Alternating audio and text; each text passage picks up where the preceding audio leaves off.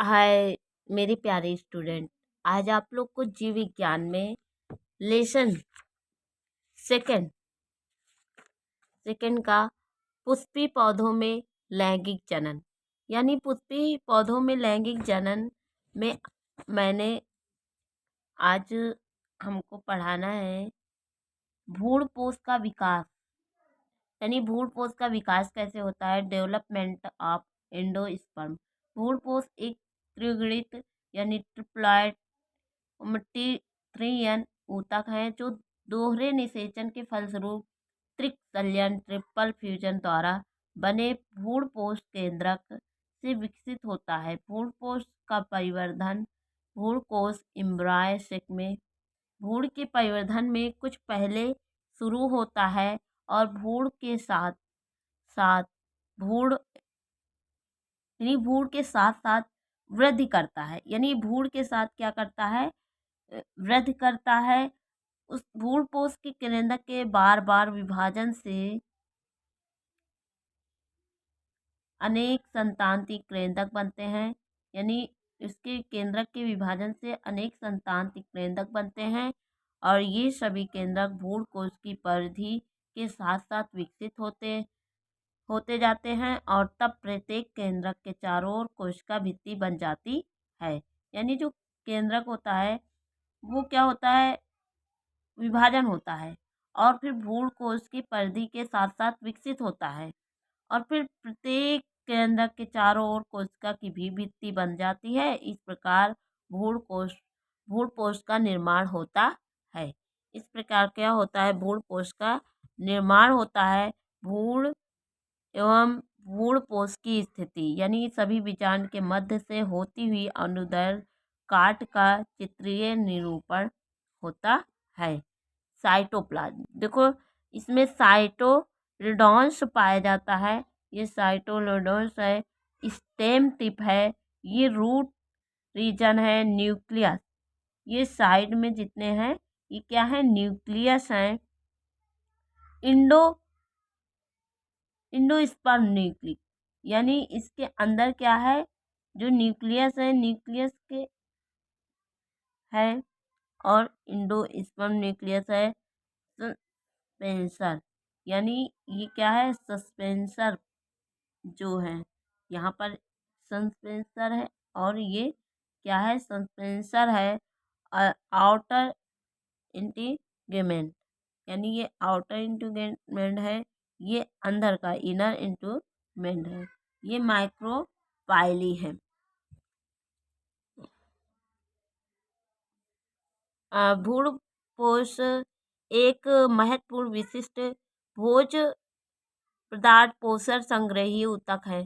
यानी जो भ्रूणपोष है वो क्या होता है, भोजन को संग्रह करता है, पोषण देता है, संग्रही ऊतक है। इसमें संचित भोज्य पदार्थ भ्रूण के विकास तथा बीज के अंकुरण के समय उपयोग में आता है। यानी जो भ्रूणपोष है वो क्या करता है, भोजन को संचय करता है। भ्रूणपोष सामान्यतः सभी आवृतबीजियों में निर्मित होता है। अपवाद स्वरूप ऑर्किडेसी,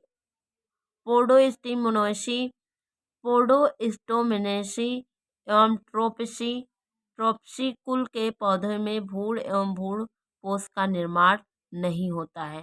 यानी इन पौधों में क्या होता है, भ्रूणपोष का निर्माण नहीं होता है। भ्रूणपोष के प्रकार यानी भ्रूणपोष जो होते हैं वो उनके प्रकार क्या होते हैं, टाइप ऑफ इंडोस्पर्म।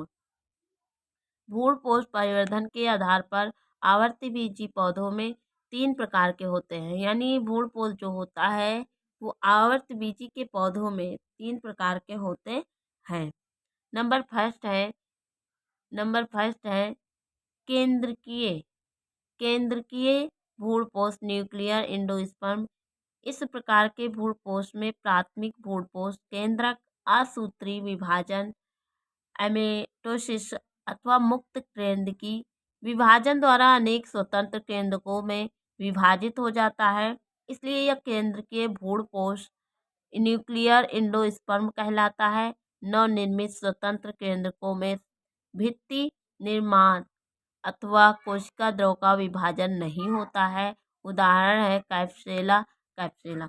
नंबर 2 है कोशिकीय भ्रूणपोष, यानी अभी तक केंद्रकीय यानी केंद्रक के द्वारा भ्रूणपोष, जो भ्रूणपोष से पदार्थ मिलता था यानी पोषण मिलता था।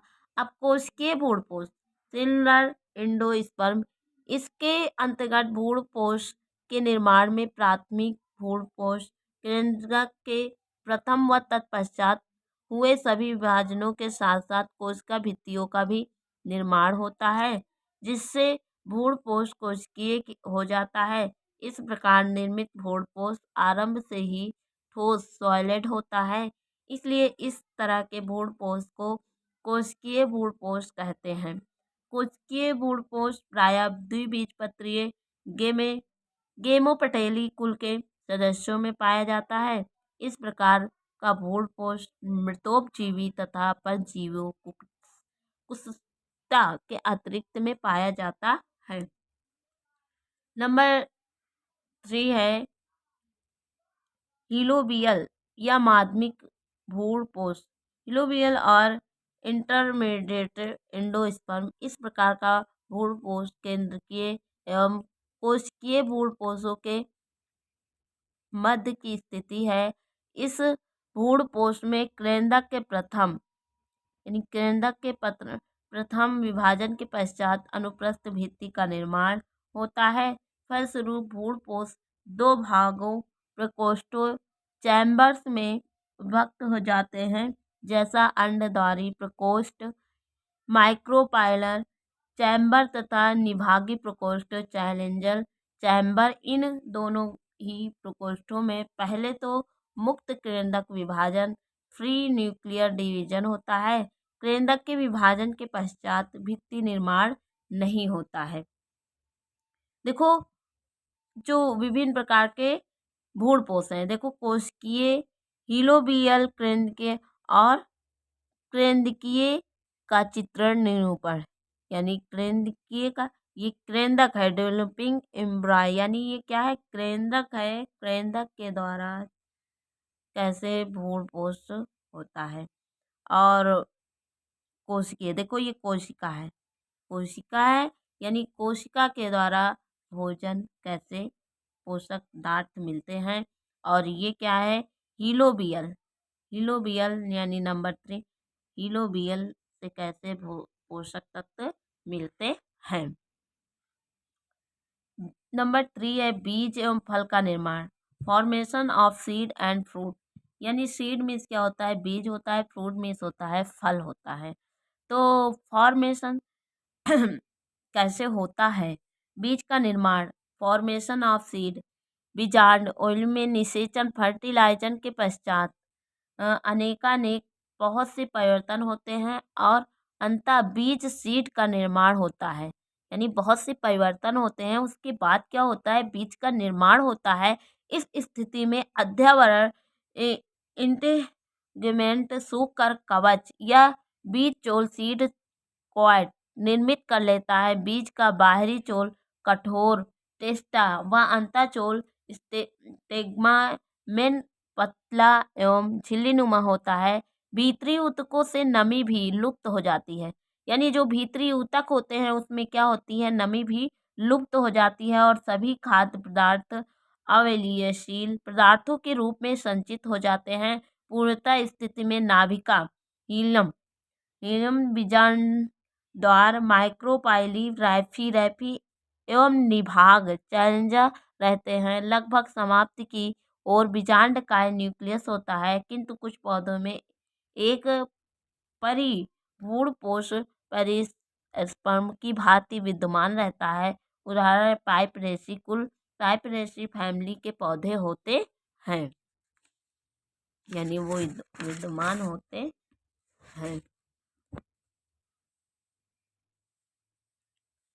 सेब के पोम फल का चित्रीय निरूपण अनुदैर्घ्य काट अनुप्रस्थ काट TLS, यानी अनुदैर्घ्य काट LS होता है, अनुप्रस्थ काट TS होता है। तो outer limit of carpal coral line, क्या है, कोरल लाइन है, ये कोरल लाइन है। सीड, यहाँ पर क्या पाया गया है, सीड, यानी ये एक क्या है, बीज है, ये क्या है? बीज है। और pericarp, pericarp cortex of thalamus, edible part, यानी ये क्या है? एडेबल पार्ट है पित्त एवं थैलमस, यानी इसके अंदर क्या हो, ये क्या है? पित्त ऑफ थैलमस। इंडोकार्प, यानी यहाँ पर क्या होता है? इंडोकार्प होता है। यहाँ पर क्या होता है? इंडोकार्प होता है। फल का निर्माण,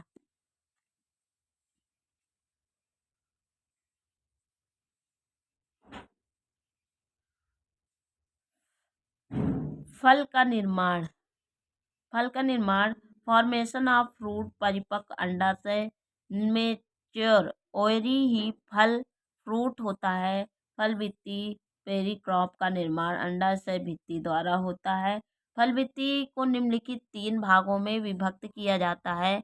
बाहरी फल भित्ति, एपीक्रॉप, सेकंड है मध्य फल भित्ति, मीसोक्रॉप, नंबर थर्ड है अंतः फल भित्ति, इंडोक्रॉप।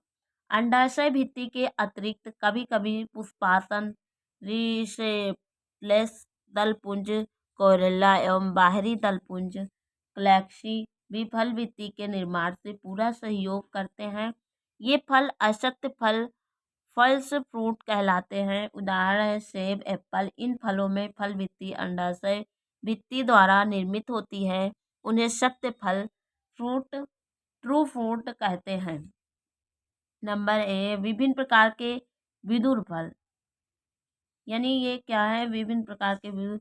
नींबू के हेस्पेरिडियम फल का अनुप्रस्थ काट, ये नींबू का हेस्पेरिडियम फल का अनुप्रस्थ काट है टीएस, व अनुदैर्घ्य काट टी एल एस और सी डी। जैसे कद्दू का, ये कद्दू का है और ये करेले का है। कद्दू करेला का फल का चित्र ये, यानी ये करेले का है। और एल एस, निषेचन के पश्चात पुष्प में होने वाले परिवर्तन, यानी निषेचन के बाद पुष्प में क्या परिवर्तन होते हैं? Changes that occurs in flowers of fertilization। निषेचन के पश्चात पुष्प के विभिन्न भागों में निम्नवत परिवर्तन आते हैं। नंबर फर्स्ट है बाहरी दलपुंज, क्लैक्सी।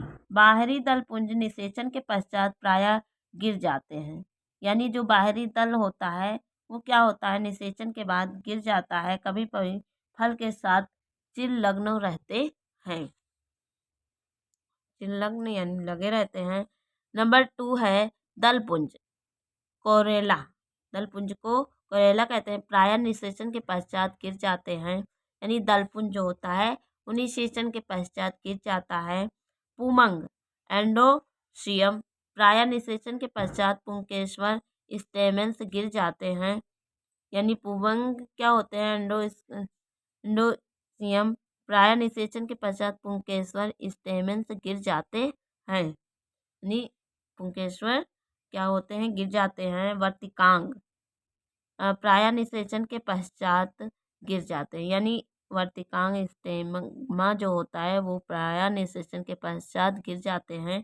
वर्तिका स्टाइल प्रायः निषेचन के पश्चात गिर जाता है। भुट्टे में रेशम के बालों के समान लंबी रचना वर्तिकाओं को प्रदर्शित करती हैं, यानी जो ये भुट्टे में रेशे हैं ये क्या होती हैं? ये स्टाइलें होती हैं, यानी निषेचन के बाद क्या होती हैं? गिर जाते हैं। मक्का के बीज का चित्रीय निरूपण, मक्का का भुट्टा, यानी मक्का के दाने की अनुदैर्घ्य काट एल एफ, यानी ये मक्के के दाने का काट है, ये पूरा मक्का है। नंबर 6 है अंडाशय ओवरी, परिपक्व निषेचित अंडाशय से फल का निर्माण होता है, यानी जो अंडाशय है वो ओवरी है, उससे क्या होता है? फल का निर्माण होता है। बीजांड वैल्यू, प्रायः निषेचन के पश्चात बीजांड बीज में परिवर्तन हो जाता है, यानी जो बीजांड होता है वो बीज में परिवर्तन हो जाता है। चने के बीज, देखो ये चने का बीज है। संपूर्ण बीज व आवरण हटाने के उपरांत, यानी जो बीज के ऊपर एक थैली लगी होती है उसका जब आवरण हम हटा देते हैं तो क्या होता है से, और इसे क्या कहते हैं, रेडिकल। रेडिकल कहते हैं। बीज पत्र खोलने पर, यानी जो हम बीज को जब खोलते हैं तो क्या होता है, साइटोरेडोन, इसे हाइपोकॉइटल कहते हैं, इसे रेडिकल कहते हैं, पुल प्लूमल साइटोरेडनरी मोड कहते हैं। अब फूलाज के भाग के निर्माण का चित्रीय रूपण, यानी जो हीलियम माइक्रोपाइल, यानी जो भूड़ का निर्माण होता है तो प्लूमुलर एपिसाइटिक साइटोलेंड्रोनी नोड, साइटोलेडॉन, हाइपोसाइटी और रेडिकल्स, यानी ये पूरा निरूपण है, एक चित्र बना है कि कैसे ये निर्माण हुआ है चने का।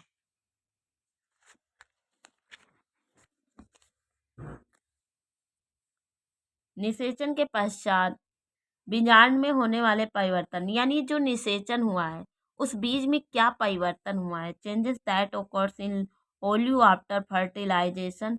निषेचन के पश्चात बीजांड ओल्यू में निम्नवत परिवर्तन होते हैं। नंबर फर्स्ट है बाहरी अध्यावरण, आउटर इंट्यूमेंट। निषेचन के पश्चात बाहरी अध्यावरण बीज का बीज चोल टेस्टा निर्मित होता है।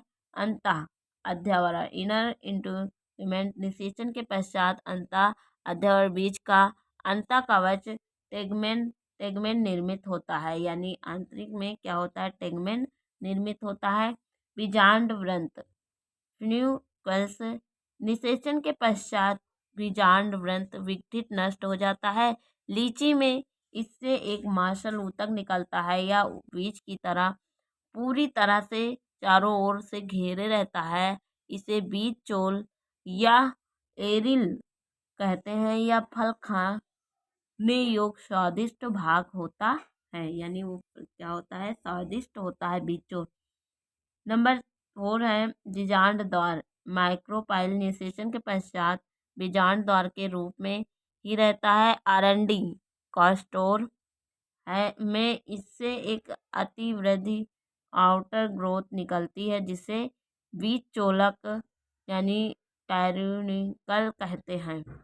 नंबर 5 है बीजांड काय, न्यूक्लियस। निषेचन के पश्चात प्रायः यह समाप्त हो जाता है, कभी कभी पतली परत के रूप में शेष रहता है जिसे परिपूर्ण कोश यानी पेरिस्पर्म कहते हैं। उदाहरण है कुमुदनी। निषेचन के पश्चात भ्रूण कोश में होने वाले परिवर्तन, यानी निषेचन के बाद भ्रूण कोश में होने वाले परिवर्तन क्या होते हैं। Changes that occurs embryo sac after fertilisation.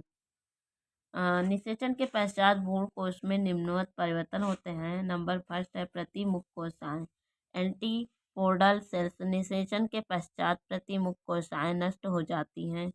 Number 2 है युग्मनज, जाइगोट। निषेचन के पश्चात युग्मनज से भ्रूण का निर्माण होता है। नंबर 3 है भ्रूण कोश केंद्रक, एंडोस्पर्म न्यूक्लियस। निषेचन के तुरंत पश्चात भ्रूण कोश केंद्रक में भ्रूण कोश एंडोस्पर्म का निर्माण होता है। नंबर 4 है सहायक कोशिकाएं, साइनजॉइड सेल्स। निषेचन के पश्चात सहायक कोशिकाएं साइनड्रेड सेल नष्ट हो जाती हैं।